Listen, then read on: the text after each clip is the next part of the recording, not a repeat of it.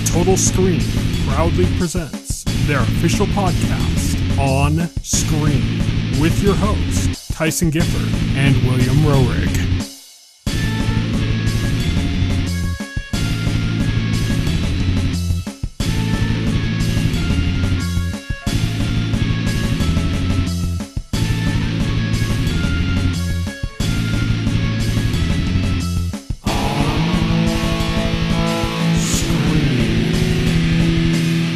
Everybody, and welcome to On Screen, the official podcast of the Total Screen. My name is Tyson. My name is Will. And today we are going to be talking about the last two episodes of Season 2 of House of the Dragon. In addition, we have an On the Horizon segment where we talk about what's coming up in the next week or so. We have an On Beat segment. We're going to talk about several trailers that came out, including a big group trailer that was put out for HBO and Max that has a bunch of stuff in there. We're going to go into an On Tap segment where we talk about World of Goo 2 and Trap, the new M. Night Shyamalan movie. And then we'll get to our full spoiler segment where we're going to talk about the last two episodes of House of the Dragon. So let's get started with On the Horizon. On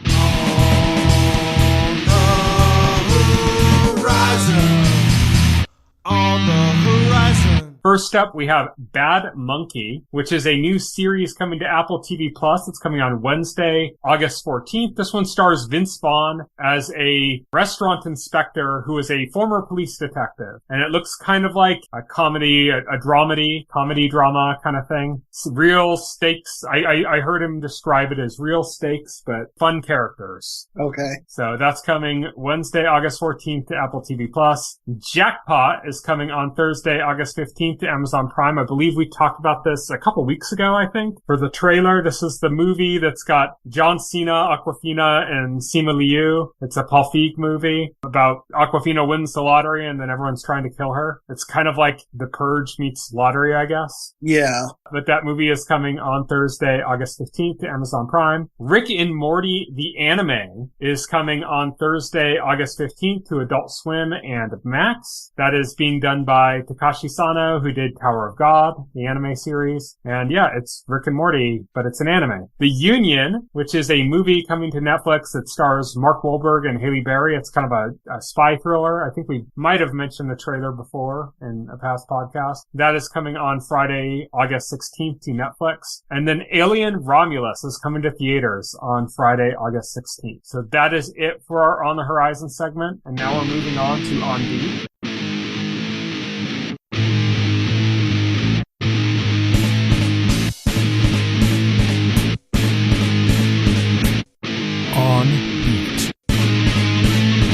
On Beat is our news segment, and we just got some trailers to go over this week. And we're going to start things off with Citadel Honey Bunny. And what's interesting about this isn't so much the show itself, but the fact that this is the next in the Citadel series. And Citadel was this grand project, very expensive, high-commitment project that was developed by the Russo brothers at Amazon Prime. It was one of the most expensive shows ever. It didn't really take off. Like, nobody really talked about it. It didn't get really any attention at all. I don't think it really did that great numbers-wise. A lot of people kind of thought it was boring and didn't really go anywhere. But what's interesting about the project as a whole is that they developed it as being this broad international collection of different series that are all tied into the same universe. And there have been a few things that have done this before. There was a Netflix show where it was like about police interrogations or something, and they, at the same time, they released it from like 3 different countries.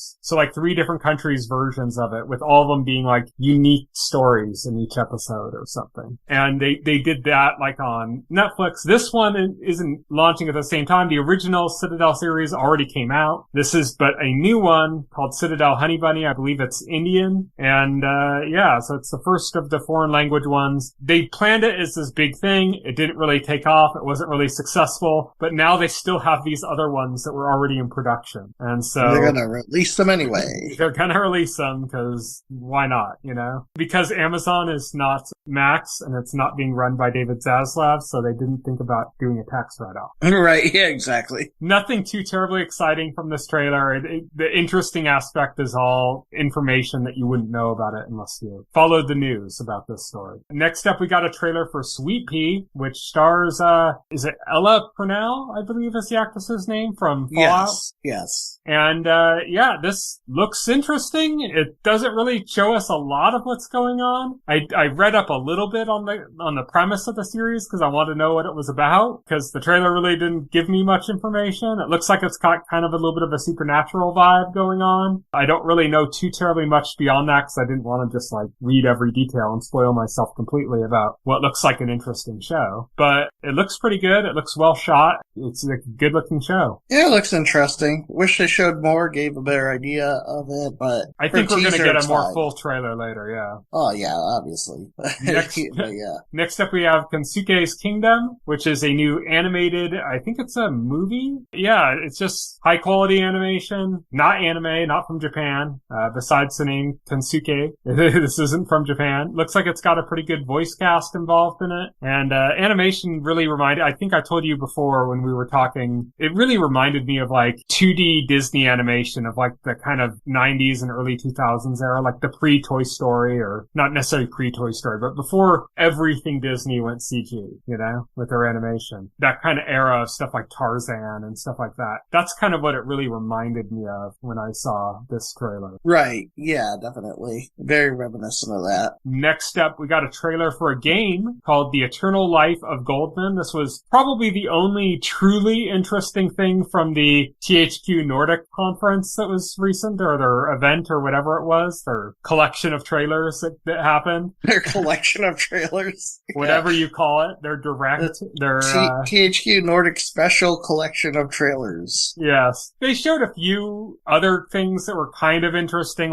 there's a Darksiders game in development and stuff, but it was real kind of brief teases that didn't really show that much. Did they say, I was looking, I didn't see anything posted. Did they say anything about Legacy of Kain? I don't think so. If they did, I missed it. I know somebody said at, what was it, Comic-Con, they had a display with a sign that said something about a remaster, but I guess that didn't happen. Okay. Or it did, and I just completely missed it.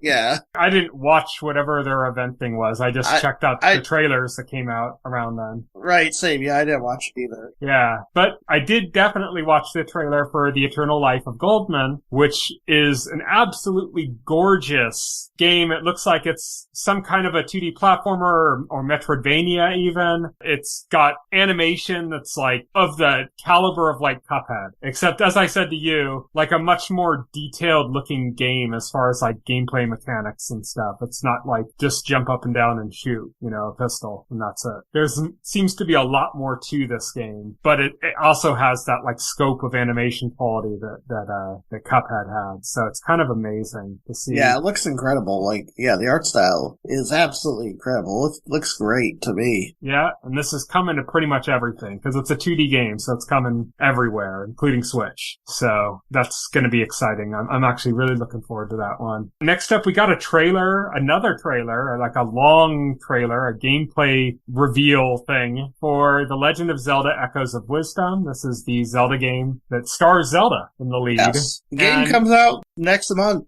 surprisingly, right? September 26th, so the marketing is starting to go into full gear for this game. At the last Nintendo Direct, this was the highlight for me of the last Nintendo Direct was this game. But it was more about what the promise of the game was and less about what they actually showed from it. It was really cool because I like 2D Zelda. I like all Zeldas, but I like 2D Zeldas, and we haven't had one in a while. A new one, the last one we had was A Link Between Worlds. Yeah, it was a remake. Well, no, we had the remake of Link's Awakening. And Link Between Worlds was the last new one we had. Right, and so it's been a while. It's been almost 10 years, I think, or something like that. So it was more the promise of it that was exciting to me. And there were a few things that they were showing that were the echoes mechanic, for example, that really kind of made it feel like it was more along the lines of Breath of the Wild and Tears of the Kingdom, but in 2D. They're borrowing incorporating some of the sandbox elements from the recent 3D Zeldas into 2D Zelda, which is really fun. But the initial reveal didn't show too much of that. It showed the Echoes mechanic, which looks very versatile, but it wasn't particularly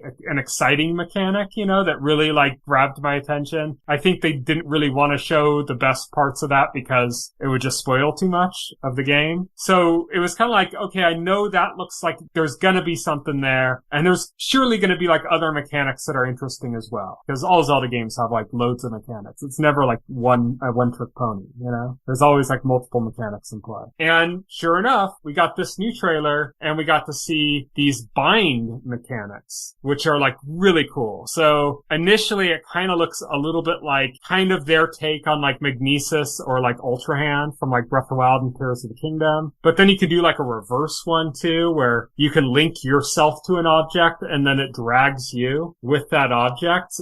It's just really interesting and it's got my mind going. I watched that trailer, my mind was spinning, just going, okay, what can I do with this? What am I going to be able to do with this mechanic? How am I going to be able to play with this? And got me really excited. It also showed, 2D Zelda with horseback riding. That's the first.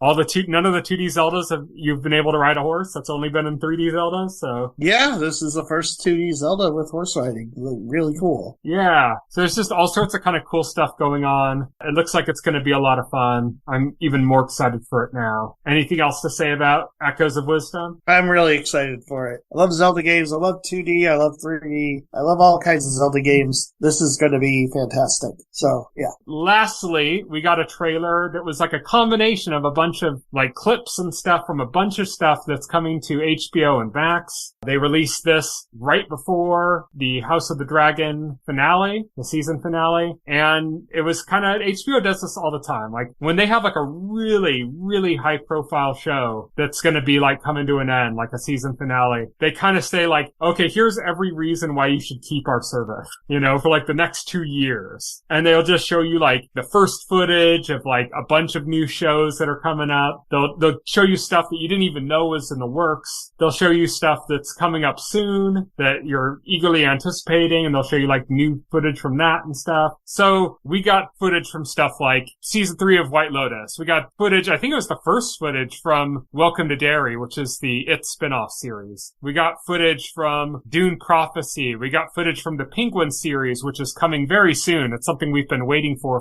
quite a while, eagerly anticipating that one. Oh, yes. But the two big shows that they showed, the one that you could tell they didn't have that much footage of, but they put in everything they could, was A Night of the Seven Kingdoms, which is something people have been, waiting to see. All we've seen is some screenshots. That's all we've seen before of that. It's the new Game of Thrones prequel series. Yes. Based on the Dunk and Egg novella series that George R. R. Martin wrote. So it's not original spin-off. It's also an adaptation. It's adaptation of the novellas, which who knows, because those are still being written like Game of Thrones was. They're still being written, and they're novellas, so they're short stories, and there's only 3 of them. Yeah. And so, not a huge amount of material to make a series off of, but I figured they could get at least three or so seasons out of it. Unless George R. R. Martin writes more Dunk and Egg stories during production, but I was thinking, if George R. R. Martin comes out and announces he's written a new Dunk and Egg story, people are gonna lynch him at that point. Oh, he will. Yeah. To me, it's not even a guess. It's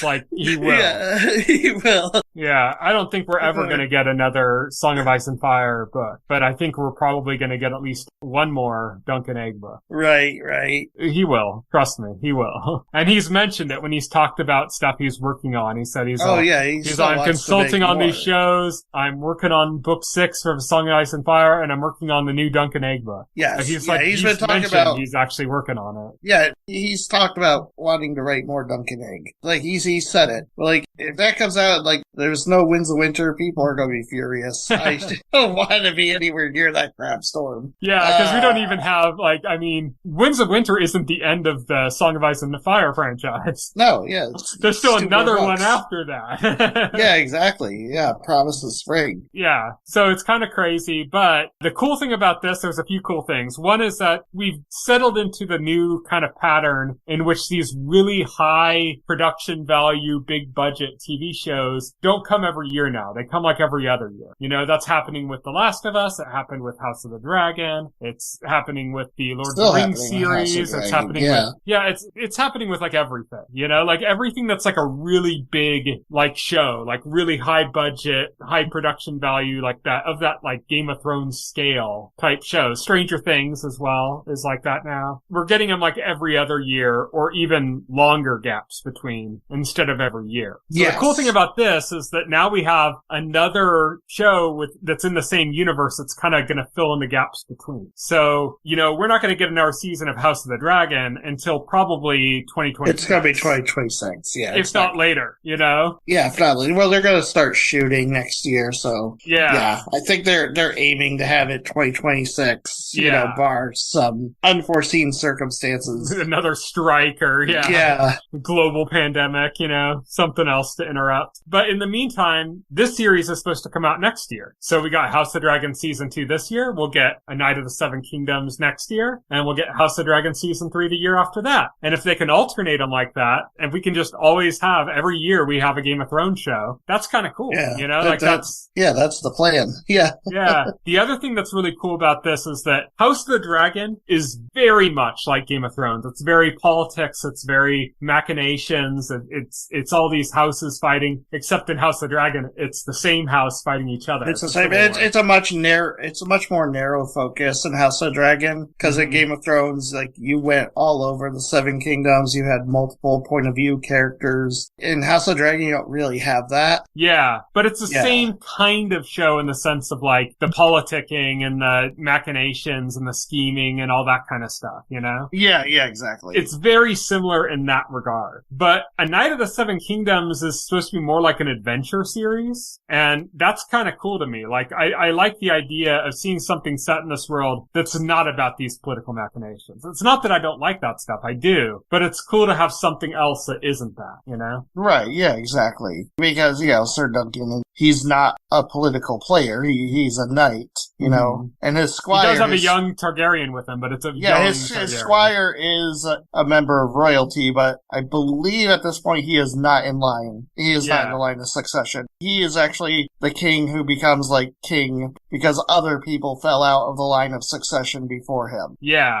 and he's also very young in this. Yes. He's like, you know, not even a preteen yet, I don't think. Yeah. So, yeah, exactly. So it's not about those machinations. It's an adventure series about a knight and his squire. So I kind of like that. I like that we're getting something that's kind of different. It's going to have like a different tone. It's probably going to be less dour, less gritty, more kind of like fun, you know? Yeah. Yeah, they said like it does have like a more, like there is a more like fun tone to it, but like the producers have also cautioned like this is still set in the world of Game of Thrones. Yeah, there's still going to be dark stuff happening. Yeah.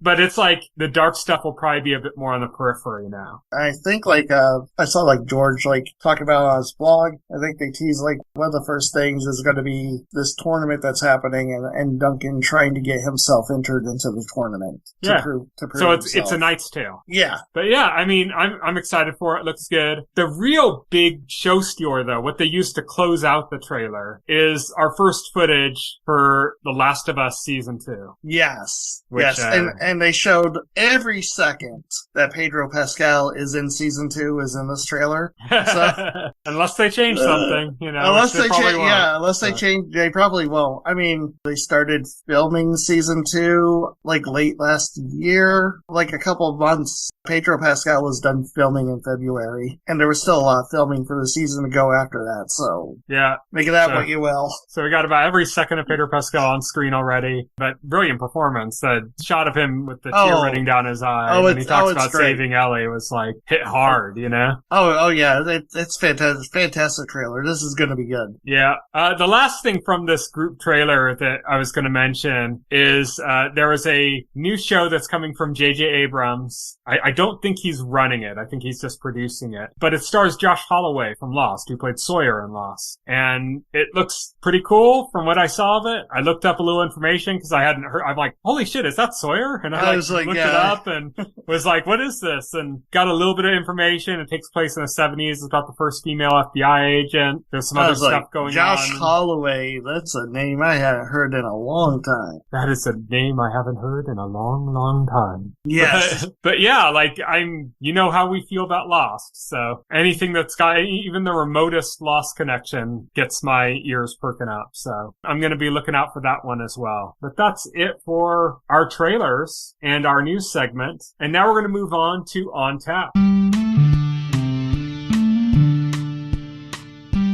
What we've been watching. What we've been playing. What's on tap? So I'm going to be talking about two things that I've been playing and watching. There's a movie that I watched just today and a game that I've been playing the last couple of days. So I'm going to start things off with the game, which is World of Goo 2. I'm a huge fan of World of Goo. That was like the OG WiiWare game when indie games were just like a sparkle in the eyes of us gamers. We were just starting to enjoy them, just starting to go, ooh, look, what are the possibilities of this before we just got completely inundated with them. And now there's 1,000 indies coming out a day, But this was from the early days of indies. We had World of Goo. It's fantastic. Had this very kind of Tim Burton aesthetic to it, but it was a really cool puzzle game, kind of a bridge builder type game. Yeah, so World of Goo 2 came out on Switch and I was very eager to play it. And my reaction so far is mostly disappointment, unfortunately. And it's still World of Goo, still feels like World of Goo, but there's a few issues. First off is it did something that has been a thorn in my side that a lot of Switch games do, unfortunately, which is they decided this game will not use the Pro Controller. It will not even register the Pro Controller. If you put the system into sleep mode and then pick up your Pro Controller to try to play something else, the second you open it, the Pro Controller won't even work once the system turns on, so you can't even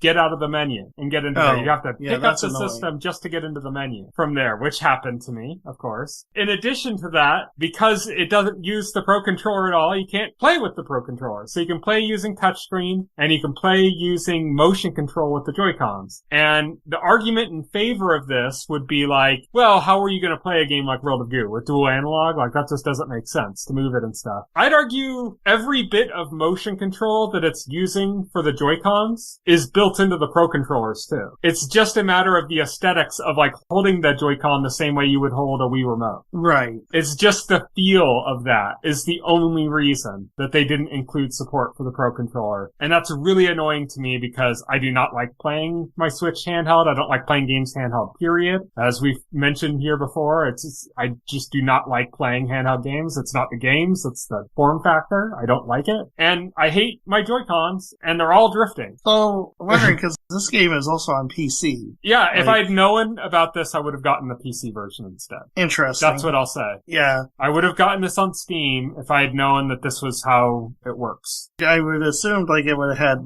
both control options because it's not a Switch exclusive game. Yeah. Unfortunately, it doesn't have any controller option besides Joy-Cons or touchscreen. To some people, this isn't going to be an issue, but to me it is. This is just all my Joy-Cons are drifting and my Pro Controller, I don't like playing handheld. That's how I've been playing it though. I've been playing it just using the touchscreen in handheld mode with the Joy-Cons unclipped from the system. So it's easier to hold, in that form factor. And yeah, it's just really frustrating that you can't use it. And I just wish it would just use the motion controller in the Pro Controller and then also use the analog sticks. Because if I could move the camera with the right analog stick instead of having to drag my finger all the way across the screen to also move the camera, that would make it so much better as well. If I could, make adjustments to what I'm using the motion control for by using the left analog stick. So if I could fine tune adjustments, kind of like the way you would play Splatoon, where you use both a combination of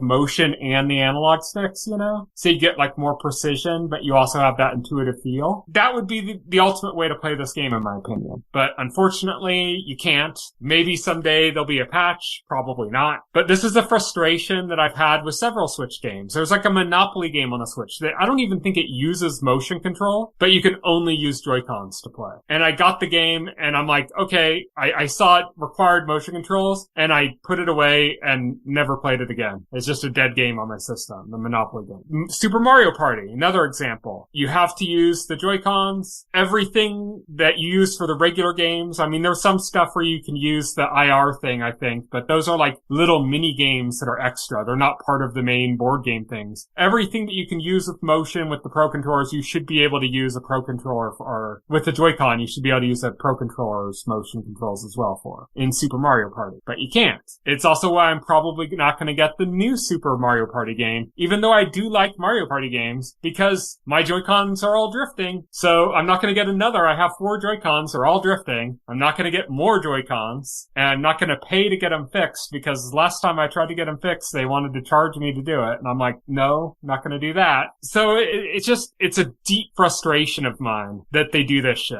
that they just don't give you the option. Yeah, there should be control options. No, I agree. Yeah, it's like, I get it. They want you to use the motion controls. And like, say in like Super Mario Party, they want you to use the motion controls so that you can you kind of put your controller up like you're giving a high five or something. You could do the same thing by just shaking the Pro Controller. One reason I'm excited for Donkey Kong Country Returns HD is because the original version was exclusively motion controls. Yeah, they didn't let you use what was it called? Was it the Pro Controller? No, Classic Controller. Oh, yeah, on the Wii it was Classic Controller. Yeah, that's right. And then they ported it to the 3DS, and 3DS actually has normal controls, so this will finally be a console version of the game that will have a normal control scheme. Mm-hmm. I'm pretty sure.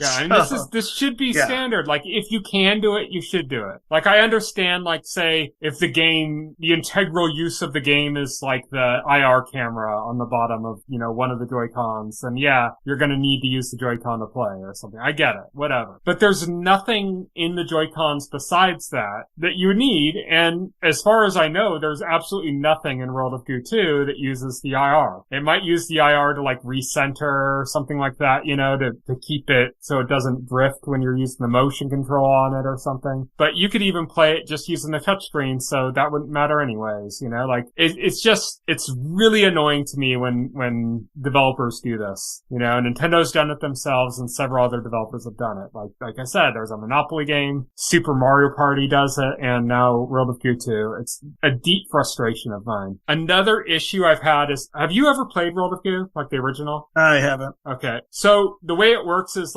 you pick up these little goo balls that are like creatures, and then you kind of hold them in proximity to other ones, and then it creates strands that connect them. And so you can kind of build structures out of them. That's how the game works. That's the main gameplay mechanic. Well, the way it shows how it's going to connect to the other goo balls is with these little white strands that are here. It's like a visual element, and you can see them kind of stretching between the thing. Kind of like the way you can see when you're playing Tears of the Kingdom and you use Ultra Hand, and you can see the strands when something's showing that it will connect to something else. When you're going to connect two objects. It does something kind of similar to that to show how you're going to connect these goo balls together so that you can build them into a proper structure. The problem is that the strands always appear as this real kind of faint white. Several of the backgrounds that I've played on so far are white backgrounds. You can't see anything. That's crazy. You can see the goo balls, but you can't see how they'll connect to each other. So you'll be holding a goo ball in place going okay, so this should connect to this, and you let go and it just drops. Wow. It's okay, I couldn't even tell that it was supposed to be connected. Sometimes you can tell because it animates a little bit, it kind of stretches and stuff, or as you're moving it, and that gives just enough contrast difference that you can barely see it. But it's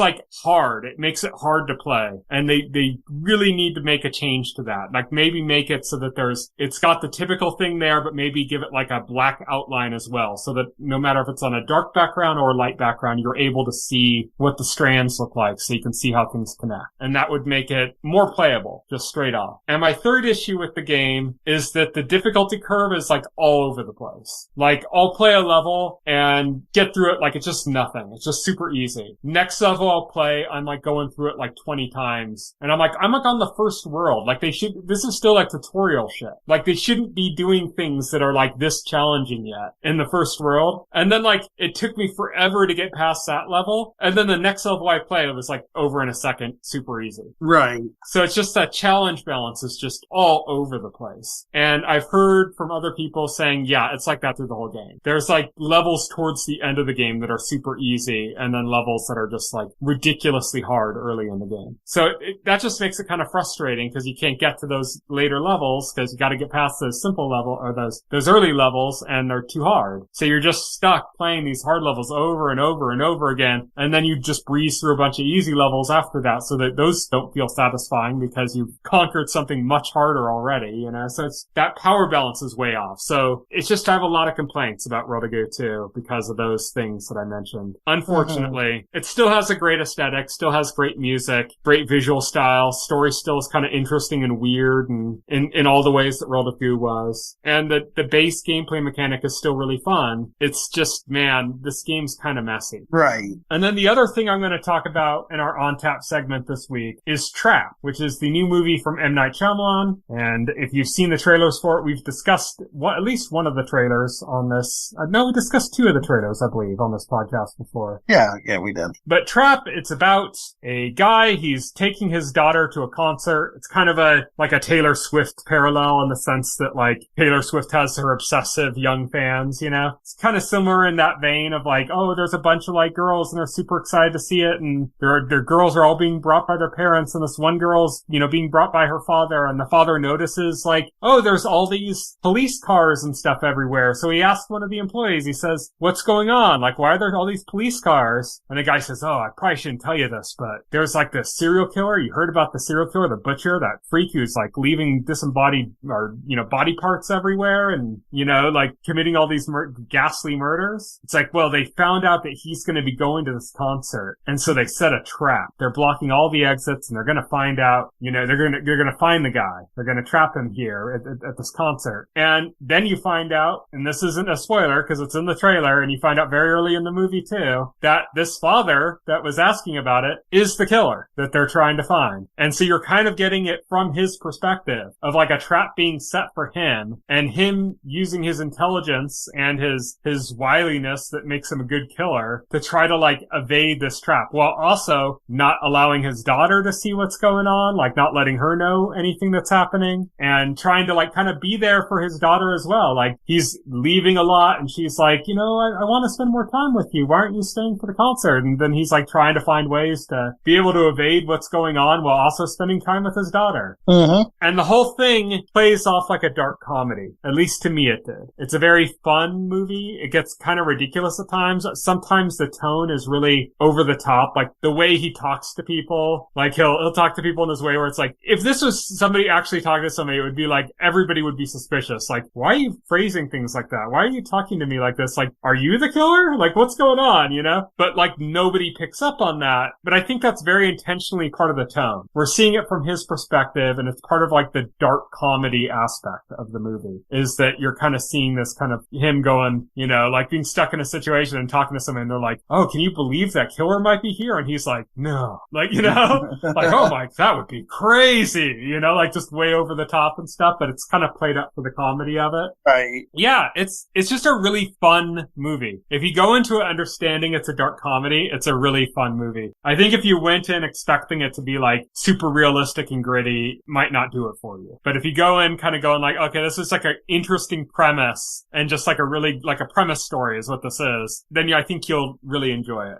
It's a fun movie. I haven't seen anything from M. Night Shyamalan in ages. Since he fell off, I think the last thing of his I saw was like The Village. And apparently he's had a big comeback with a lot of movies that have been fairly good since then, but I haven't watched any of them until this. And this was quite good. And as usual, M. Night Shyamalan does have a cameo in the movie. Nice. But that is Trap, and that ends our On Tap segment. And now that leaves only our final segment. Full spoilers.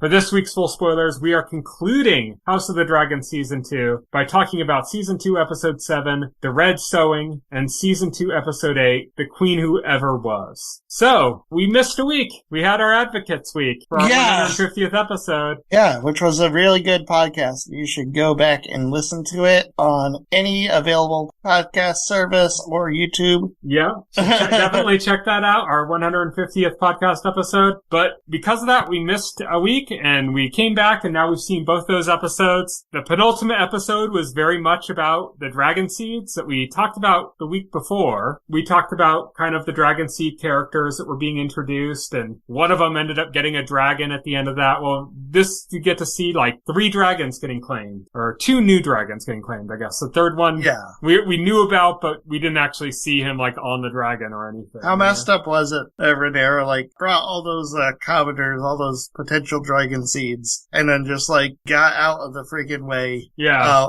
And just like murder all these people. Yeah, and Vermithor is just like, oh, playtime. Yeah, playtime. Yeah, exactly. It's like cold-blooded. Yeah, just lots of dead Targaryen bastards. Yes. Loads and loads of them. No surprise, all the ones we've been following survived. Yeah, exactly. I really love it too because it showcases the personality of the dragons. Mm. So dragons have different personalities. You know, they're intelligent creatures. They're not talking dragons or anything. George R. R. Martin's dragons are, but they're intelligent creatures. And you got to see some of the personality of it. Yeah, that was kind of a flaw of Game of Thrones is they didn't, I think the only dragon they gave personality to is Drogon. Yeah, exactly. In Game of Thrones. But in House of Dragons, we've gotten a lot more with the personality of the dragons, and especially in this episode, as you mentioned. And I love it. Hugh is the first one this episode to claim a dragon. He claims Vermithor. And what's really cool about it is that sequence is he's running in terror like everybody else, but then he sees Vermithor's about to kill this woman, and he stands in his way, and he's like, take me instead. And Vermithor turns to him and growls, and he says, and he yells back in Vermithor's face, come on! And it seems like Vermithor is impressed by this display of bravery to the point of accepting him. Yeah. It's you can see it. It's funny, the dragons have reasons for claiming their riders. Yes. The dragons pick their riders, and they have reasons, and they're not really fully explained, because like you said, the dragons don't talk, so you can you can read into it. He's an easier one to read into. It's a little bit harder to read into what happened with the other one, and why that dragon was claimed. Right. Which is Silverwing, who was claimed by Ulf, who is kind of the braggart character that was bragging about being, a Targaryen at a bar and everything, and is just always kind of drunk and, celebrating himself and stuff. He claims Silverwing, and he does so by running away from Vermithor, running deeper into the dragon pit, and stumbling upon and stepping on a dragon egg, I believe. Yeah, he steps on a dragon egg. And then you see this massive dragon rising up behind him, and you're like, oh, if you don't know that he's meant to be one of the dragon seeds, you're like, oh, he's dead. He's dead, right? Yeah, he's kind of shitting himself at this point. He is the exact opposite of you. He is not displaying any bravery. Mm-hmm. But Silverwing takes a liking to him. It's funny, she's kind of playful with him at She's first. Playful, yeah. She's batting him with her nose, nudging him and knocking him over and stuff. She thinks he's just a silly goose. Yeah. And so she's like, that's my rider. She accepts him. Yeah, exactly. So then Ulf gets to claim a dragon, surprisingly. Yeah, surprisingly, against all odds, right? Yeah.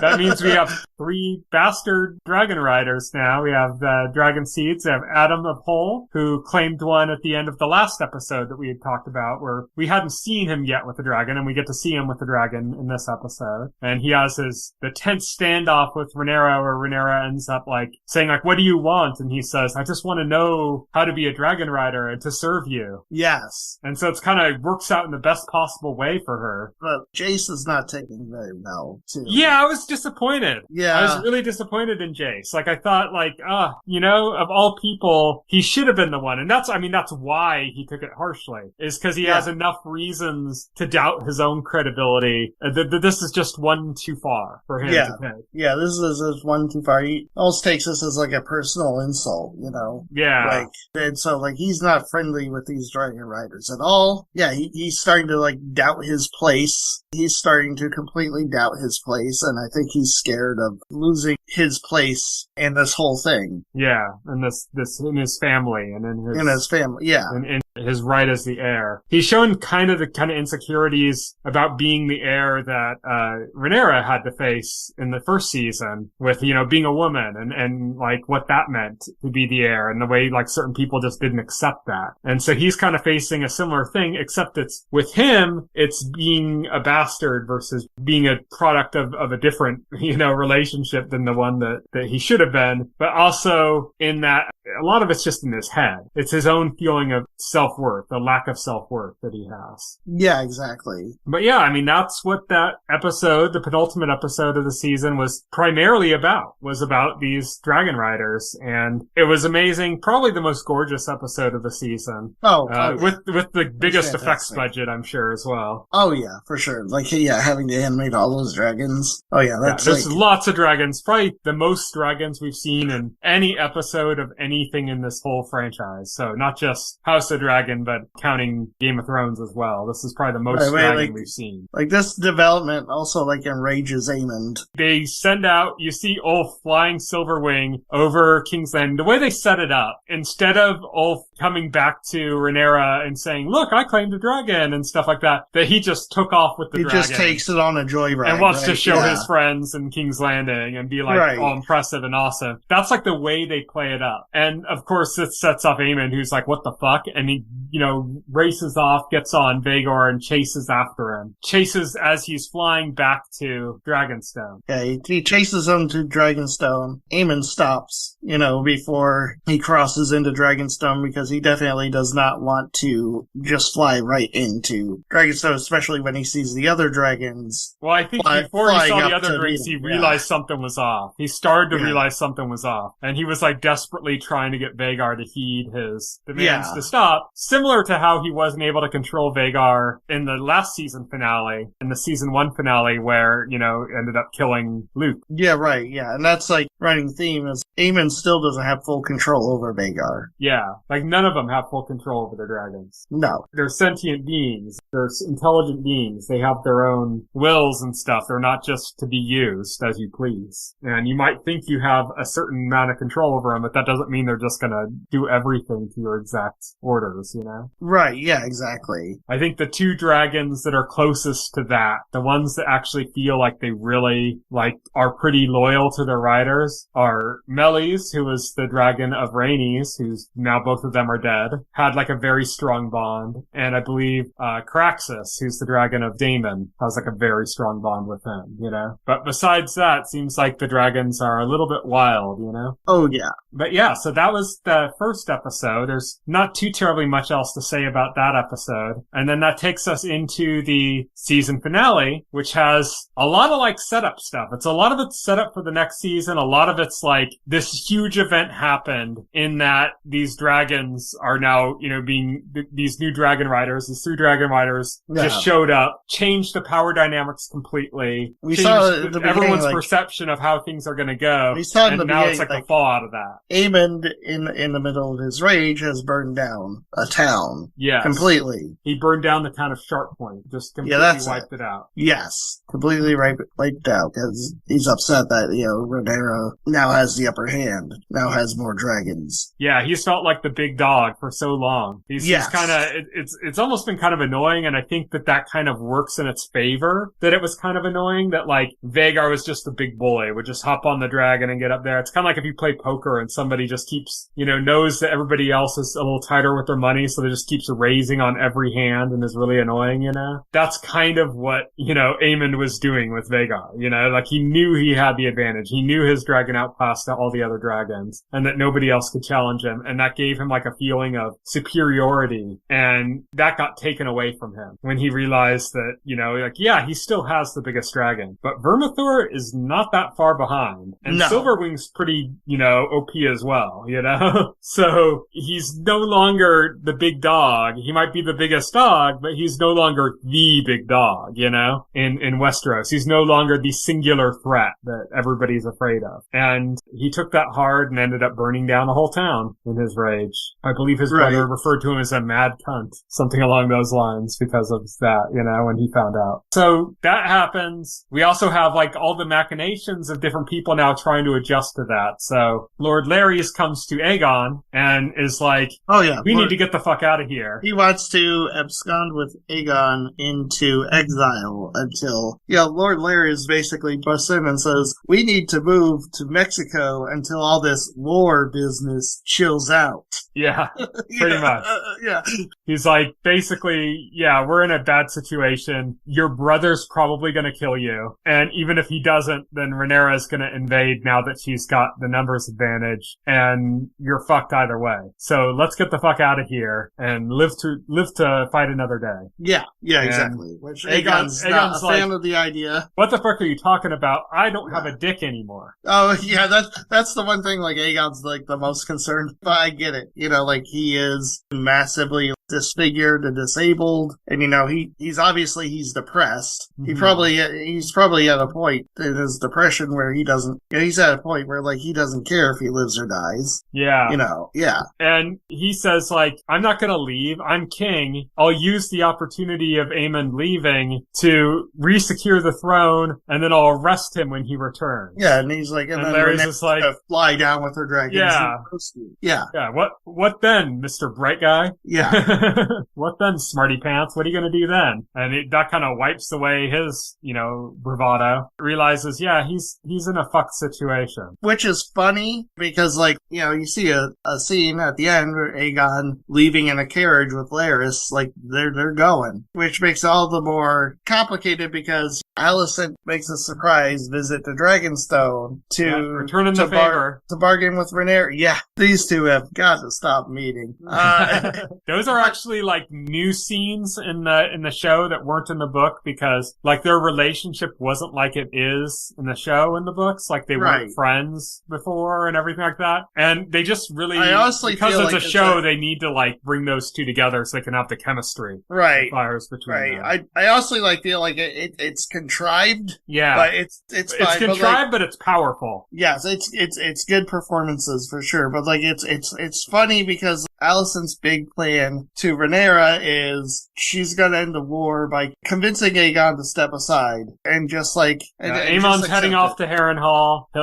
He'll be gone. His dragon will be gone. We'll just open the gates and it'll be a bloodless just open the victory. gates. Yeah, let you in. Convince Aegon to step down, and everything will be good. And what she doesn't know is like Aegon's go to the Winchester now. And wait for everything to blow over. Yeah, and what she doesn't know at that moment is Aegon's gone. That plan's not going to work. But also Rhaenyra is basically like, no, as long as your kids are alive, I can't be queen. Yeah. Well, specifically Aegon, he's specifically Aegon. We can't end it without him dying, without him being put to death because he has held the throne, so he's a threat. Yeah, exactly. exactly. And then, in addition to being a threat, she brings up again a son for a son. Yes, which a son for a son was always intended to be Aemon, because Aemon's the one who killed Luke, and so that was the intention was, okay, yeah, Aemon killed Luke, Aemon has to die for that. Like, it has to be a son for a son. Yeah, but now it's Aegon. Now it's on Aegon. Yeah. Like, first Aegon's son gets killed. Well, it's because, Daemon screwed that up. There's a famous Martin Luther King quote, which is, an eye for an eye and a tooth for a tooth leaves everyone blind and toothless. Right, yeah, exactly. Yeah, exactly. It's like, yeah, Daemon screwed that up. Daemon went to King's Landing to have Aemon killed, and then, Blood and Cheese, did not do that.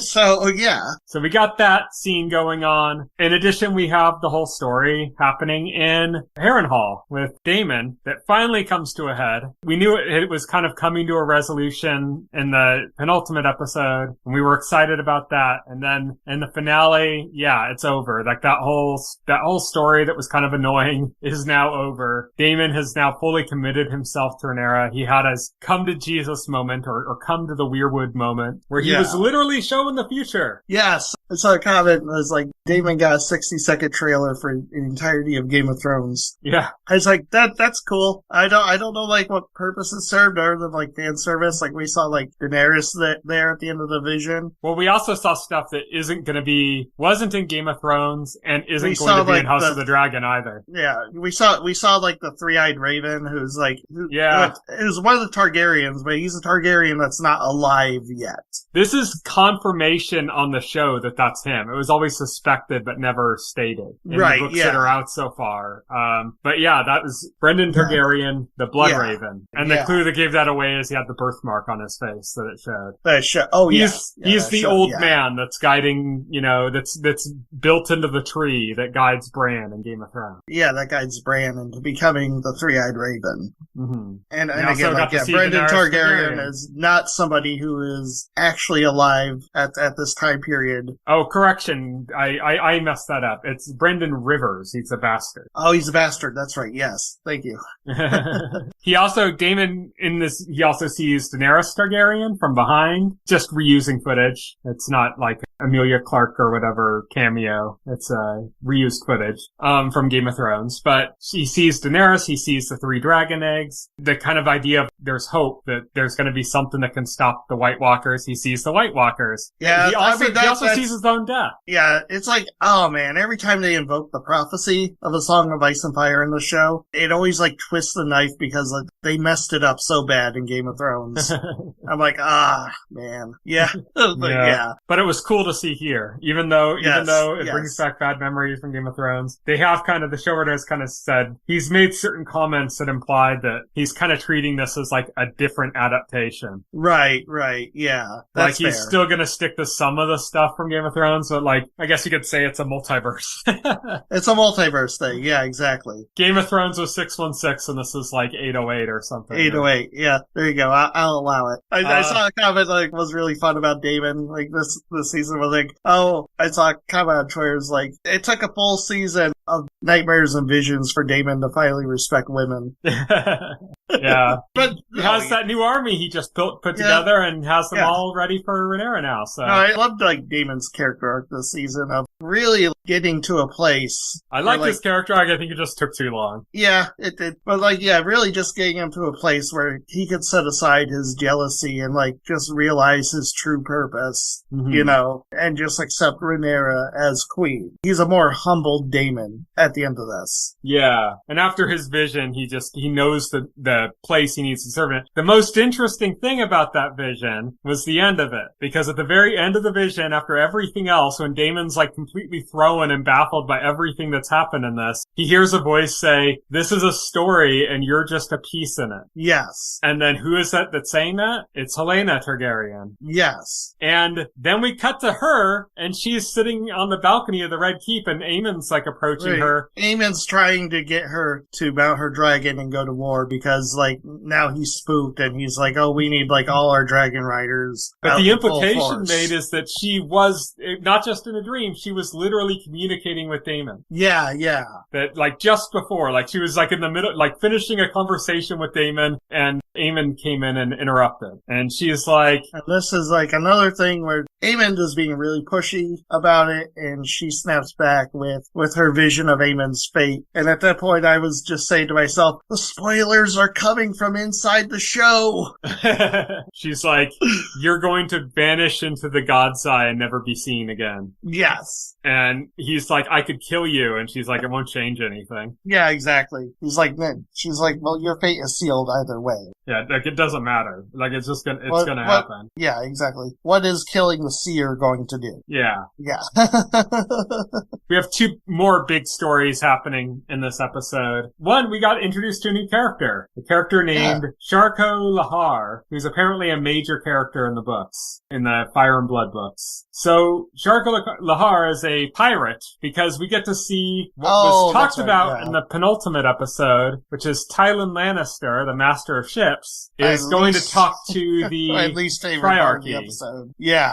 And he's going to talk to the Triarchy and try to he goes to Pentos, to Essos, the continent of Essos and the town of Pentos, to talk to the Triarchy to secure their aid in stopping the blockade that Corlys and the Valerian family have for Rhaenyra. So they need to break that, and they need the forces of the Triarchy to do that, and the Triarchy are led by a pirate warrior named Sharko Lahar, and we get to meet this character for the first time, and this character is being played by a trans YouTuber who I've actually watched videos from before. Have you ever heard of Philosophy Tube on YouTube? Oh, that's who that is? Yeah. Okay. Yeah, I've heard. I'm aware. I'm familiar. Oh, okay. Interesting. Apparently she was also in The Acolyte, but I haven't seen that series. I haven't seen that. Yeah, I haven't watched that. So, okay, that's interesting. She does a good job in this. Yeah, she's gonna be like a major character, obviously. Like you said, it's the least interesting part of the episode, but she was a fun character, though. She's a fun character. No, that's not the problem. The problem was it was just goofy. Yeah. It was just goofy, and they spent what felt like 5 minutes on a mud fight. Yeah. I'm like, okay, where's this going? Now they're mud wrestling. Yeah, they're mud wrestling. It was just goofy. I mean, it seemed like it was intentionally meant to be, like, lighthearted and kind of, like... Yeah, I think it was supposed to. For, like, the heavy drama that surrounds the rest of the episode. Like, I get it. Yeah, it served a purpose. I think the main stuff we're going to get from that character is going to be in the next season. Yes, oh yeah, There's a huge naval battle that involves that character that a lot of people were looking forward to for the finale, and it didn't happen. And apparently it didn't happen because of budget concerns. But instead of doing what they did in Game of Thrones in the first season, if you remember, they had budget concerns at the end of the first season, so they just had Tyrion get knocked out and wake up at the end of the battle. Instead of doing that, they just held it off and said, we'll do this at the beginning of the next season. Oh yeah, and that brings us to like a lot of people's like big major problem with the season, like not the episode itself, but the season ending on this episode. Is because the next major event is the Battle of the Gullet, which was a really anticipated major event that most people thought was going to happen at the end of the season, was going to cap off the season. Can I be honest with you? I'm actually glad it didn't. Right. I think it makes more sense for next season. I think, especially if next season starts on something like that, I think it's going to be like really awesome. Yeah. A way to start a season. Honestly, I enjoyed the tension of the build up to everything that's going on and like seeing all the chess pieces moving on the board, and getting everything into kind of position. I kind of like that more, and I like the idea of us jumping into that next season. It just sucks because it's 2 years. Yeah, it's going to be a while. It's a brutal wait. It's one of these things that it's bad now, but it's not going to matter. Now, but it'll probably be better in the long run. It's not going to matter once the entire series is out and you can binge it. Yeah. It's just bad because like now it's 2 years. I saw some people mad because they were like, they cut the battle. It's like they didn't cut the battle, they delayed the battle. Yeah. The battle's still coming. He literally said in like the post in the interview that was posted on Forbes right after like the episode aired. He said like they didn't do the Battle of the Gullet this season because he says he wants to give it time and space it deserves. Mm-hmm. So it's going to end up probably better for it. Or that wasn't like Forbes. I think that was the New York Times. The Forbes article I was looking at was just quoting it. But yeah, he said he wants to give it the time and space it deserves, because it is a major moment. Yeah, they don't want to do a disservice to that, which is fair. I'm fine with that. I liked the ending. I liked the kind of almost montage. I think the music in that scene was fantastic. It's like the best music we've had on the show so far. Remember is like this was cut down from 10 episodes to 8. Yeah. Not per the showrunner's wishes, but per HBO's wishes. Yeah. And so like I kind of feel like if we did have the 2 episodes left to go, we would get that. But I mean, it's fine. Yeah, it's budgeting. I mean, the episodes on this show average, I think, $20 million an episode now. So 10 episode season is $200 million. But yeah, that's like a major Marvel movie, But I'm kind of like my initial reaction was kind of like, okay, that's it. We're ending it here. I was kind of like, there needs to be something. There needs to be like something happening to cap this off instead of just like a long setup to something happening. Honestly, I liked it. I liked that montage scene. I thought it was great. I thought the shots they ended on with Alicent and Rhaenyra, like those parallel shots were beautiful. I thought. Those were great. There were little things that intrigued me, like Otto being like locked up in yes, like a wagon or something. It's like, what the hell's going on there? We saw Otto for like the first time since like he was dismissed, and apparently he's prisoner. So we don't know what's happening with that. Yeah, like all that stuff was really cool, and I thought the music in that scene was absolutely fantastic as well. So it's like the best music the show's ever had. So I dug that as well. So I actually enjoyed it. Like when I watched it and there was like no big battle or something, I'm like, you know what? Actually, I kind of like that. I like that I'm not like looking at the clock. Like when I started realizing that it wasn't going to happen in the episode as it was like pacing on and coming to a close, I'm glad they're not just going to shove it in at the end here. You know, I'm glad that they're going to do this later. I'm glad that like we're getting the setup for it now, and that's going to make for a really good start in the new season. You know, if they start the new season like right into this, that's going to be amazing. Oh yeah, so I'm down for that. I think that's cool. So I was happy about it. Important to note that also like Ryan Condal announced that this is going to end with season 4, so this is going to be a 4-season show. Mm-hmm. Which, funny enough, because like we said, because they're doing a season every 2 years, this is going to span pretty much around the same amount of time as Game of Thrones did, roughly a decade of time, but like with half the seasons. Yeah, because Game of Thrones was a yearly show. This should conclude in 2028, barring some disaster like a strike or pandemic. Yes. But yeah, I thought that was fantastic. The other thing that happened in this episode was set up in the penultimate episode when we saw the character of Rhaena Targaryen, Daemon's youngest daughter, I believe, or the youngest living daughter, who had left her siblings, or not siblings, her siblings. Rhaenyra's children were heading off to Pentos, and she took off because she wanted to claim a dragon. In the books, this dragon is called Sheepstealer, and it was claimed by a completely other random Dragon Seed character. A completely other character, not, anybody within the family. That seems to be that they're lining it up that she's going to claim this dragon instead. I had mentioned that on the last podcast that it seemed that that's where they were going with it, and it seems even more so now because she comes face to face with the dragon, and man, this might be my favorite dragon design of all the dragons. It is a really cool design. It's got those spikes sticking out of the back of its wing. Yeah. Looks so metal.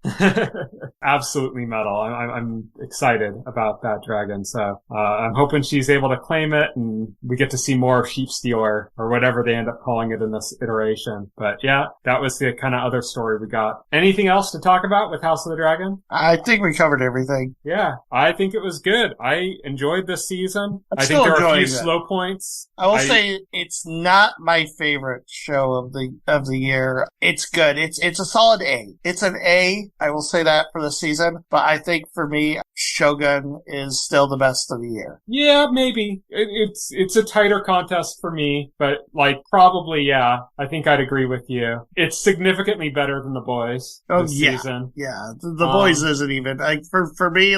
My top 3 would be House of the Dragon, Fallout, and Shogun. And I think it was better than Fallout too. Yeah, which is fair. I think it's more of a tight competition there. I'm leaning towards giving it to Fallout, but it's more of a tight competition for me. I think Shogun is far and away that show really impressed me. Yeah, I think Shogun is probably number 1 for me with House of the Dragon. For me, House of the Dragon is a close second. They're duking it out. Oh yeah, I said, it's a solid A show, House of the Dragon and this then season. Yeah. Fallout is a little bit behind that. It's a little bit lagging behind I think it just lacked some of the juice that season 1 had and Shogun has for me. It's just like that. It's not big, but it's just that, what I mean? It's just a little bit more oomph to it to push it over, but it's fine. I mean, I loved it anyway, so. Yeah, I thought it was quite good. That's House of the Dragon. We won't be talking about that again for another 2 years. I guess whenever a trailer comes out or something. I'm probably just gonna break down and read Fire and Blood at this point, because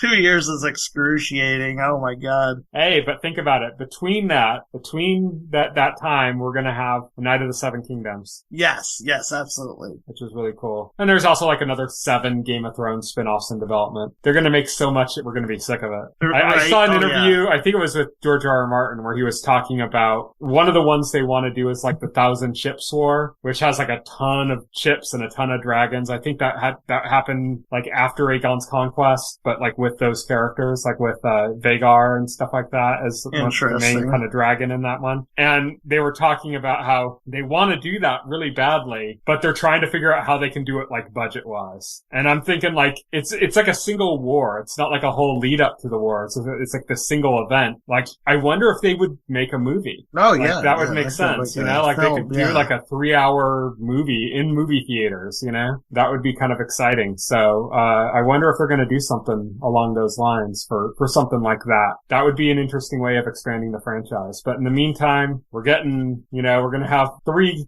series within the Game of Thrones universe and probably some more coming eventually. Oh yeah, definitely. But yeah, so thank you everybody for listening. You can follow me on Twitter. I'm at Tyson Gifford. Will is at VoxelHero. You can check out our website, thetitlescreen.com. If you go to our website and open up a container store for any of the podcast episodes and scroll down to the bottom paragraph, you'll find all of the links, all the relevant links to our social accounts, our RSS feed, our SoundCloud page. It's all there. So check that out there. You can also go to our YouTube channel and find a bunch of content, including all of our podcast episodes. You can subscribe to our podcast through your favorite podcast client of choice, like Apple Podcast or Pocket Cast. And stay tuned next week for our next episode of our podcast. I don't yet know what we're talking about. We didn't decide. Are we going to do Kingdom of the Planet of the Apes? We can do that. Totally. Okay, so next week we're going to do Kingdom of the Planet of the Apes, or as I like to call it, the prelude to The Legend of Zelda. Prelude of The Legend of the Zelda. Of the Legend. Yeah, exactly. Get the naming right. For those that don't know, it's the same director is going to be doing The Legend of Zelda movie. So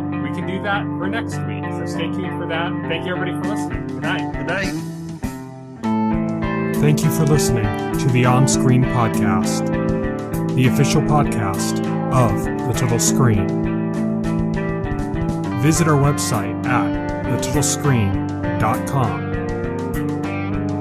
This podcast can be found on any major podcast client, including Pocket Cast and Apple Podcast.